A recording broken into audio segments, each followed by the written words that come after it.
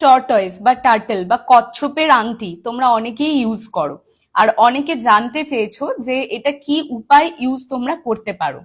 দেখো, এই tortoise ring আমাদের জন্য কিন্তু ভীষণ গুড লাক নিয়ে আসে, হেলথের দিক থেকে আর ওয়েলথের দিক থেকে।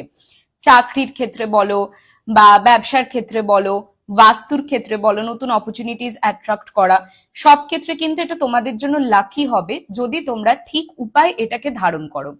টর্টয়েস রিং সবসময় ডান হাতের মধ্যমা বা তর্জনীতে ধারণ করবে। আর কচ্ছপের মুখটা যেন আমাদের নিজেদের দিকে থাকে, মানে ভেতরের দিকে, বাইরের দিকে কচ্ছপের মুখ যেন না থাকে।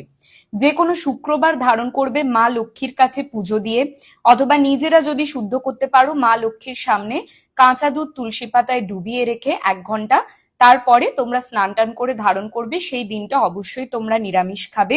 আর এই টর্টয়েস রিংটা যাতে পঞ্চধাতু, অষ্টধাতু অথবা রূপোর হয়ে থাকে।